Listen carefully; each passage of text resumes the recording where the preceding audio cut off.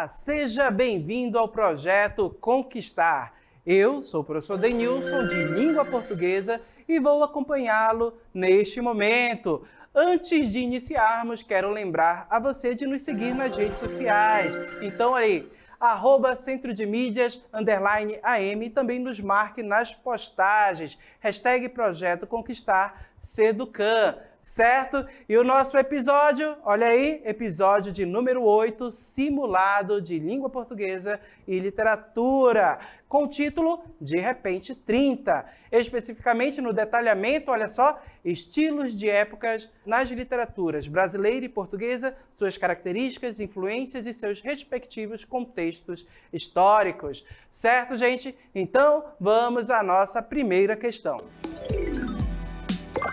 Questão de número 1. A questão toma por base o fragmento. Sem pernas, queria alegria, uma mão que o acarinhasse, alguém que, com muito amor, o fizesse esquecer o defeito físico. E os muitos anos talvez tivessem sido apenas meses ou semanas, mas para ele seriam sempre longos anos, que vivera sozinho nas ruas da cidade, hostilizado pelos homens que passavam, empurrado pelos guardas, surrado pelos moleques maiores, nunca tivera família. Vivera na casa de um padeiro a quem chamava meu padrinho e que o surrava. Fugiu logo que pôde compreender que a fuga o libertaria. Sofreu fome. Um dia levaram-no preso. Ele quer um carinho, uma mão que passe sobre os seus olhos e faça com que ele possa se esquecer daquela noite na cadeia, quando os soldados, bêbados, o fizeram correr com sua perna coxa em volta de uma saleta. Em cada canto estava um com uma borracha comprida. As marcas que ficaram nas suas costas desapareceram, mas de dentro dele nunca desapareceu a dor daquela hora. Corria na saleta como um animal perseguido por outros mais fortes. A perna coxa se recusava a ajudá-lo e a borracha zunia nas suas costas, quando o cansaço o fazia parar. A princípio chorou muito, depois, não sabe como, as suas lágrimas secaram.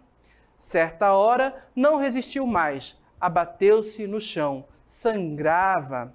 Ainda hoje, ouve como os soldados riam e como riu aquele homem de colete cinzento que fumava um charuto. Então, da obra de Capitães de Areia, de Jorge Amado, a nossa questão pergunta. Considere as afirmações seguintes. Primeiro, o fragmento do romance ambientado na cidade de Salvador, nas primeiras décadas do século passado, aborda a vida de uma criança em situação de absoluta exclusão social e violência, o que destoa do projeto literário e ideológico dos escritores brasileiros que compõem a geração de 30. Segunda afirmação, valendo-se das conquistas do modernismo, o romance apresenta linguagem fluente e acessível ao grande público, utilizando-se de um português coloquial, simples, próximo a um modo natural de falar, com o largo emprego da frase curta e econômica. Terceira afirmação, Sem Pernas é uma personagem que, embora encarne um tipo social claramente delimitado, o menino pobre, abandonado, aleijado e discriminado adquire alguma profundidade psicológica à medida que seu passado e suas experiências dolorosas vêm à tona. Com base nessas afirmações, conforme o texto está correto, o que se afirma apenas em letra A, na afirmativa 1, letra B, na afirmativa de número 2, letra C, na afirmativa de número 3, ou está correto o que se afirma na primeira e na segunda afirmativa, alternativa D, ou letra E, o que se afirma na segunda e na terceira, certo? Então, agora com vocês.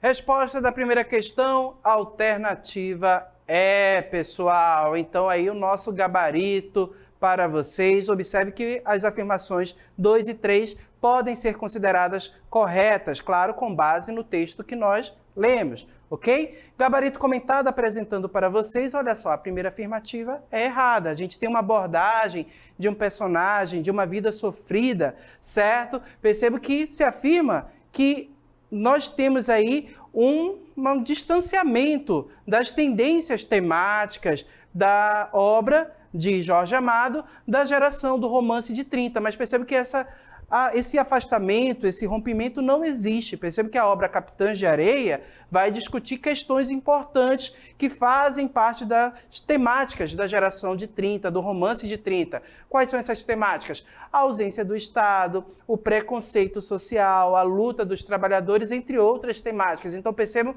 que Jorge Amado não se afasta dessas temáticas. Ele traz nos romances exatamente essas questões que são abordadas por outros autores também. E claro, a afirmativa de número 2 é correta. Percebo que o romance apresenta períodos predominantemente curtos, com construção sintática simples e coloquialismo. Percebo que isso é uma característica presente na segunda geração do modernismo brasileiro, certo? E percebam que isso foi conquistado lá na primeira geração. Porque tem essa linguagem mais simples, o uso coloquial, por que está presente? Olha só, para se aproximar de uma linguagem popular, certo? Uma proposta que já havia sido colocada em prática pelos primeiros modernistas e que foi mantida na segunda geração. Ok? A terceira afirmativa também é correta. Percebo que o Sem Pernas apresenta características que o aproximam de um tipo social. Todavia, ao longo do romance, explora-se questões mais íntimas, relativas, certo? Por exemplo, as causas de sua revolta, apresentada no fragmento que nós lemos, certo? A difícil relação com as figuras femininas, que nós vamos encontrar isso na obra, certo? Essa relação difícil que ele tem com essas personagens. Então, percebam que essas questões evidenciam para a gente um aprofundamento do personagem, desse tipo social, né? Então, percebam que a gente consegue captar pela leitura do texto e também do fragmento que nós fizemos, essa essência, ou seja, essas questões que afligem, que causam um certo desconforto, uma angústia, aquele momento em que ele viveu lá na prisão no personagem, ok? Então, essa foi a nossa primeira questão. Vamos para a segunda. Questão de número 2. A Rosa de Hiroshima. Pense nas crianças mudas, telepáticas. Pensem nas meninas cegas, inexatas. Pensem nas mulheres, rotas alteradas. Pensem nas feridas como rosas cálidas. Mas, não se esqueçam da rosa da rosa de Hiroshima, da rosa hereditária, a rosa radioativa, estúpida e inválida, a rosa com cirrose, a anti-rosa atômica, sem cor, sem perfume, sem rosa, sem nada. Então temos aí um poema de Vinícius de Moraes e com base nesse poema, nossa questão. Neste poema, letra A. A referência a um acontecimento histórico, ao privilegiar a objetividade, suprime o teor lírico do texto. Letra B. Parte da força poética do texto provém da associação da imagem tradicionalmente positiva da rosa a atributos negativos, ligados à ideia de destruição. Letra C. O caráter politicamente engajado do texto é responsável pela sua despreocupação com a elaboração formal. Letra D. O paralelismo da construção sintática revela que o texto foi escrito originalmente como letra de canção popular. Letra E. O predomínio das metonímias, sobre as metáforas, responde, em boa medida, pelo caráter concreto do texto e pelo vigor de sua mensagem, certo? Então, o que nós podemos afirmar em relação ao texto? Qual dessas alternativas pode ser considerada uma afirmação válida para o poema? Ok? Com vocês agora.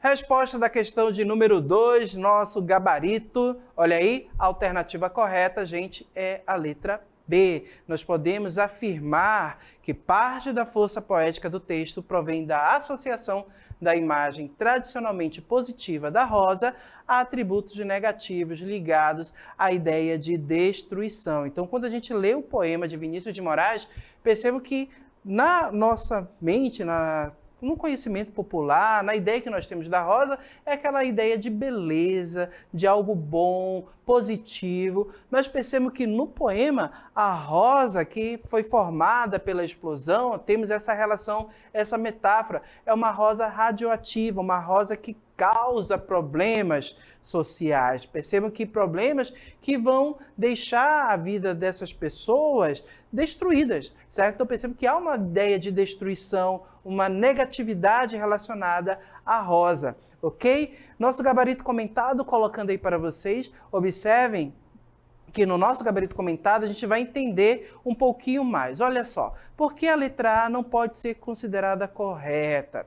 Percebam que, olha só, embora faça referência ao lançamento da bomba atômica na cidade de Hiroshima, um fato objetivo, a abordagem evidencia a subjetividade na exploração de imagens inusitadas, que sugere a indignação do eu lírico. Então percebo que nós temos aí uma ideia de objetividade ao fato, mas isso não interfere no lirismo do texto, ok? Na letra B, como já sabemos, é a nossa resposta, o nosso gabarito. Então percebo que a imagem da rosa mantém sua proximidade com a imagem feminina, certo? Imagens femininas. Contudo, também pode estar associada à destruição no nosso texto, transformada em antirrosa. Percebo que essa palavra está presente, antirrosa atômica. Então ela perde os atributos positivos, que aí nós podemos relacionar a cor, a perfume, ideias positivas que nós temos em mente com relação à rosa, e ela vai ganhar outra identidade, suas próprias identidades. Observem que os versos destacam isso, olha só, sem rosa, sem nada, para tornar, olha só, a rosa radioativa, estúpida e inválida, certo? Uma rosa que nós sabemos que foi algo terrível para a humanidade, principalmente lá no Japão, ok? A letra C, por que não podemos considerá-la correta? Percebo que ela é errada, porque, gente, olha só, a segunda geração do modernismo procurou associar o engajamento social às conquistas formais, ok? Então perceba que, diferente dos parnasianos, que produziam poemas em formas fixas para serem admirados, para expressar beleza, né? Uma arte pela arte, aqui não. Quando nós temos a produção de poemas, sempre nós vamos ter poemas voltados para uma questão social, para uma reflexão sobre a vida, questões filosóficas. Então isso é a tônica da produção lírica dessa segunda geração, ok? Percebam também que, olha só, que nós temos aí em A Rosa de Hiroshima, a crítica social é apresentada em um poema de grande elaboração estética. Tanto que a gente pode ver a questão da métrica dos versos, a gente pode ver a questão das rimas presentes que trazem musicalidade para o texto, mas percebe que tudo isso foi feito de forma que o texto fosse trabalhado com um olhar social, não apenas pela arte, para ser admirado, certo? Então percebe que tudo isso é visível na construção das imagens inusitadas, na métrica que se divide em pentassílabos, certo? Então versos, pentassílabos, e aí nós temos os versos do 1 ao 10, certo? E do 17 e 18. E versos hexassílabos, certo? Versos 11 e 16, entre outros recursos que vão trazer musicalidade para o texto. Letra D é errada também, olha só, o paralelismo da construção sintática, a repetição de estruturas, não é um recurso utilizado apenas na tradição popular, pessoal. Neste poema apresenta, olha só, esse poema apresenta um alto grau de elaboração visível nas associações imprevistas, certo? De termos como mudas, telepáticas, que complementam os versos em paralelismo, ok? E a letra E, observem, por que não podemos considerá-la correta? Porque o poema apresenta tanto metonímias quanto metáforas, mas perceba que a força do poema está nas metáforas, na metáfora que foi feita com relação à rosa. Não se pode atribuir às metonímias e o seu caráter mais concreto, o vigor da mensagem, produzido em grande medida pela metáfora da rosa, para representação da bomba. Então perceba que a bomba no poema é a rosa. Perceba que a rosa ela representa esta bomba que causou tanta destruição. Ok? Então observem que o texto traz um acontecimento histórico, um acontecimento triste, certo? E perceba que há crítica nele em relação a esse acontecimento, ao evento, certo? E perceba que tudo isso é evidenciado de uma maneira muito poética para fazer essa crítica, ok? Agora vamos à nossa próxima questão. Questão de número 3. Aquele bêbado. Juro nunca mais beber. E fez o sinal da cruz com os indicadores. Acrescentou álcool. O mais ele achava que podia beber. Bebia paisagens, músicas de Tom Jobim, versos de Mário Quintana. Tomou um pileque de Segal. Nos fins de semana, embebedava-se de Índia reclinada de Celso Antônio. Curou-se 100% do vício, comentavam os amigos. Só ele sabia que andava mais bêbado do que um gambá. Morreu de etilismo abstrato, no meio de uma carraspana de pôr do sol no Leblon. No féretro, ostentava inúmeras coroas de ex-alcoólatras anônimos. Então temos aí um texto de Carlos Drummond de Andrade, e com base nele, olha aí, a causa-morte do personagem, expressa no último parágrafo, adquire um efeito irônico no texto, porque ao longo da narrativa ocorre uma, letra A, metaforização do sentido literal do verbo beber, letra B, aproximação exagerada da estética abstracionista, letra C, apresentação gradativa da linguagem coloquial, ou seja, apresentação gradativa da coloquialidade da linguagem, letra D, exploração hiperbólica da expressão inúmeras coroas e, letra E, citação aleatória de nomes de diferentes artistas. Certo? Com vocês agora.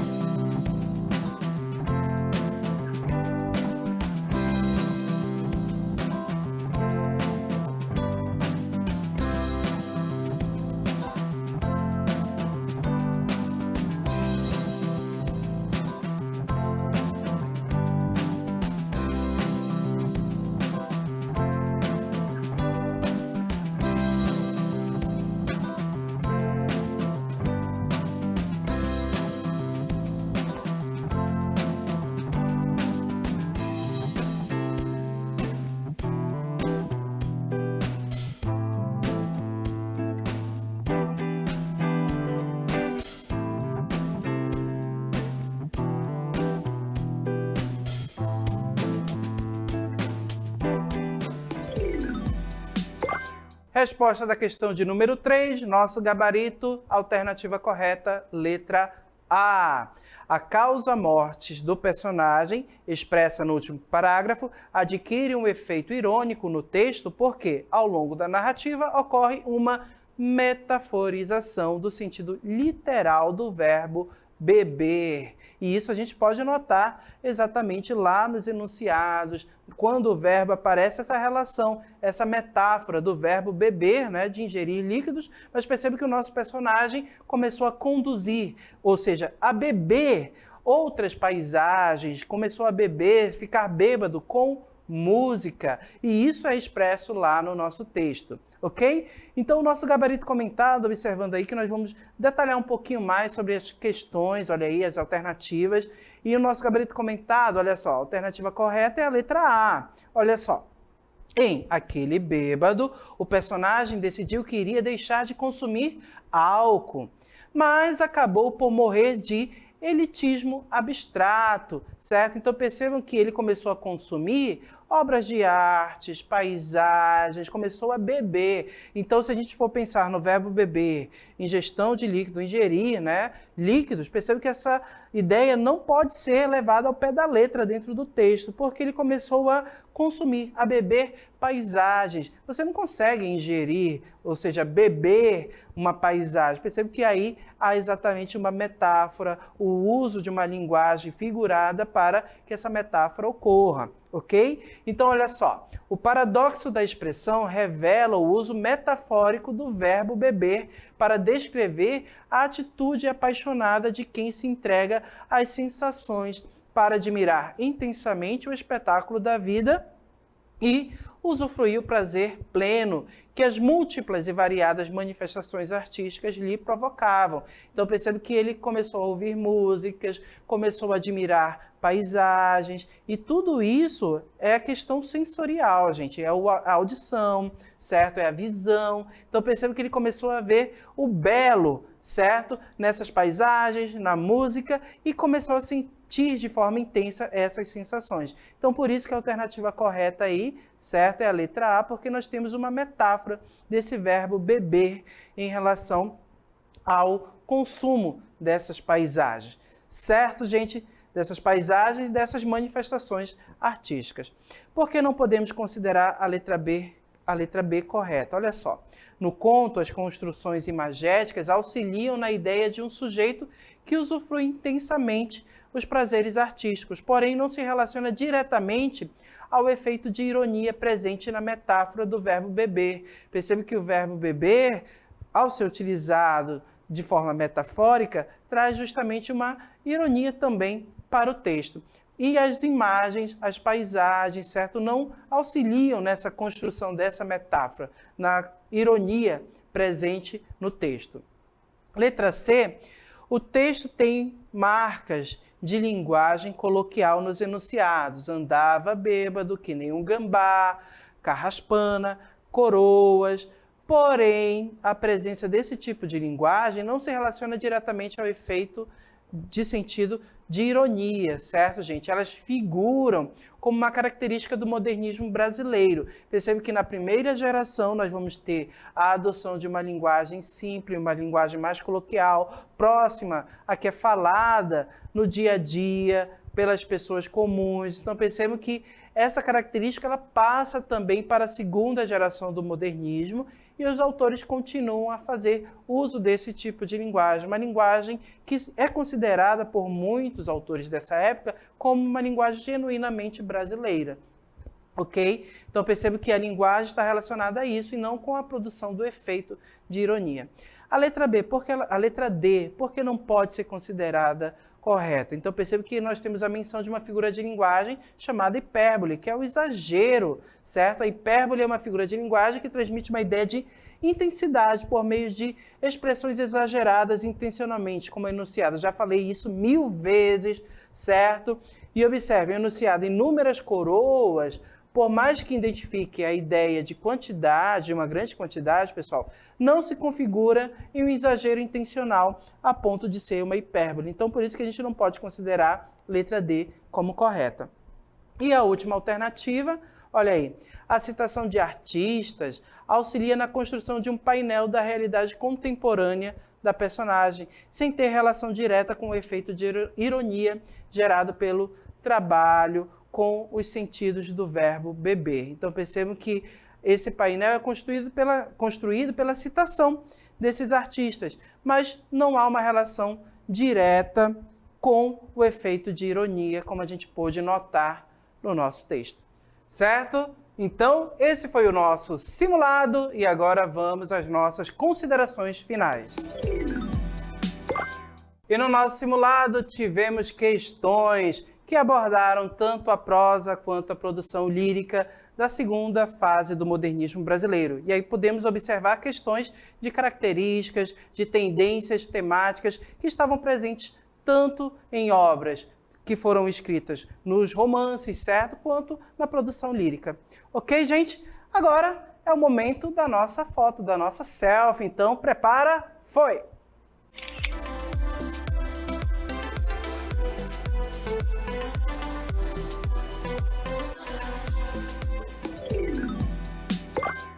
E claro, não esqueça de nos seguir nas redes sociais, @centrodemídias_am e também nos marque nas postagens, #Projeto Conquistar Seducan, ok? Fico por aqui, até!